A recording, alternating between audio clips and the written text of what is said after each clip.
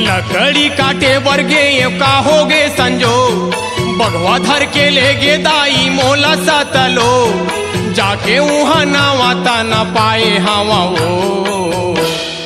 हंसा ले उबारे भर सब जीवले तारे भर, सतय अमृत दाई लाए हवा वो। हंसा ले उबारे भर सब जीवले तारे भर, सतय अमृत दाई लाए हवा वो।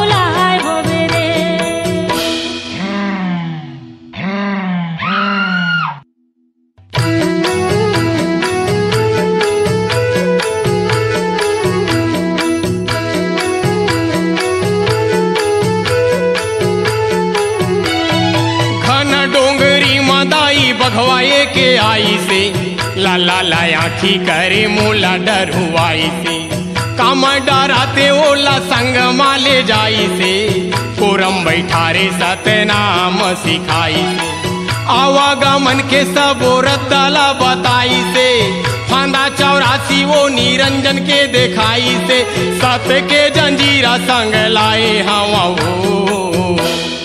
हंसा ले उबारे भर सब जीवले तारे भर, सतय अमृत दाई लाए हवा वो। हंसा ले उबारे भर सब जीवले तारे भर, सतय अमृत दाई लाए हवा वो।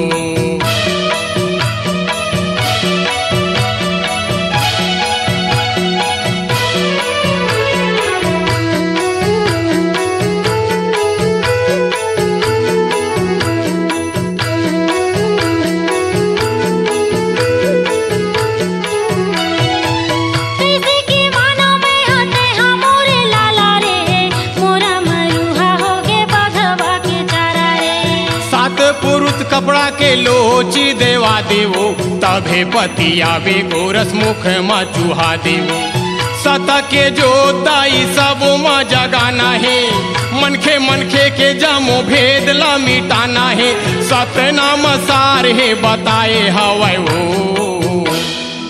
हंसा ले उबारे भर सब जीवले तारे भर, सतय अमृत दाई लाए हवा वो। हंसा ले उबारे भर सब जीवले तारे भर, सतय अमृत दाई लाए हवा वो। कोन पहाड़ी माँ बेटा कोन डोंगरी माँ भुलाए हो बेरे, कोन पहाड़ी माँ बेटा कोन डोंगरी माँ भुलाए हो बेरे। हंसा ले उबारे भर सब जीवले तारे भर, सतय अमृत दाई लाए हवा वो।